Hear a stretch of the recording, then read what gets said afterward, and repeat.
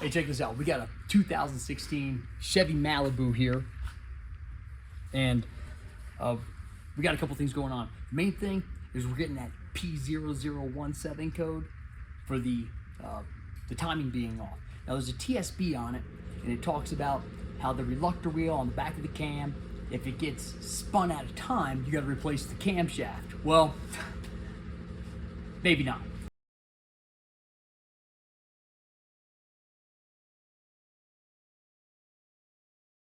When you go to remove this, you can leave the fuel rail in, obviously undo the bolts for it, take out the coils. You're going to want to undo the PCB lines, pull out the dipstick, undo the fuel rail.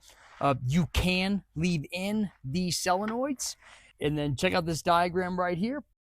You'll go ahead and take out the bolts around the perimeter and in the center, loosen the wastegate, and pow, let's pop it off. They also say that you got to pull the fuel rail and everything to take off the your valve cover. Check this out. Look, you go ahead and you undo the line that feeds it, you undo your connectors, kind of manhandle pull this thing back.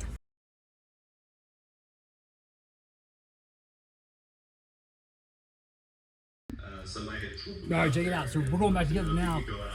And look, you just shove this thing back over. It's manhandle a little bit, man. No question. You know, manhandle it, not girl handle it. Son. You gotta make things happen. Make it happen, Cowboy. Push this bad boy over. And boop. Oh, there we go. Line's right back up. Look at that, man. Love it. Pow! That's all there is to it. You pop these out and just boop, pull it back. Check that out. Something coming from another galaxy or another world. Just go line that up. We'll go ahead. Yeah, it's all absolutely connected. In fact, started by hand. Did you know that Kenneth Arnold? There you go. Look at that. Pow! Tighten that down. And then you gotta do a little finagling, all right? But you're able to slide that thing right off. You got it off. You didn't have to pull the injectors. Pop, pop. Now let's go ahead and get to the fun part.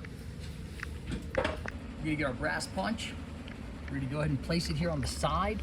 And you can see that when the vacuum pump blew up, it kind of boogered up the edge here.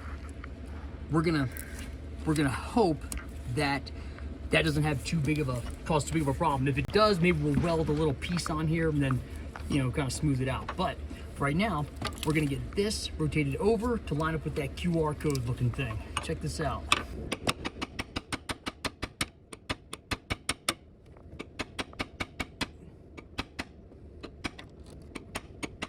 Sway a little more.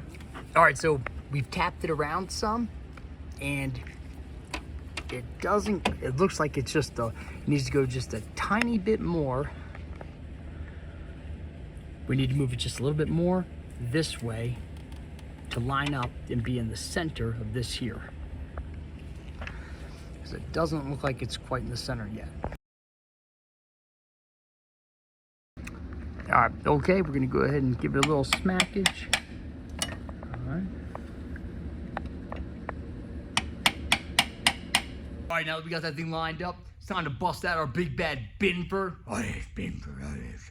Welder, do a little Jesse James time on that camshaft, of course. Pow! I bet you didn't see that in the GM service manual. Now that we got that camshaft welded up, let's go ahead and put the valve cover back on. Follow this torque sequence, 11 foot-pounds. Make sure you put the right stuff where the timing cover meets the cylinder head before you put the valve cover on. So where the timing cover meets the cylinder head, make sure you put the right stuff there. Pow! Got it back together. Let's fire it up. Woo-hoo-hoo! Look at that. Hey, this helped you out. Just remember, you saw it here first. I welded the reluctor wheel right to the camshaft, saved a bunch of time, a bunch of money, and I'm ready to bust the tires loose. Hey, this helped you out. Send me a case of Topo Chico. I love El Topo Chico. I'll see you next time.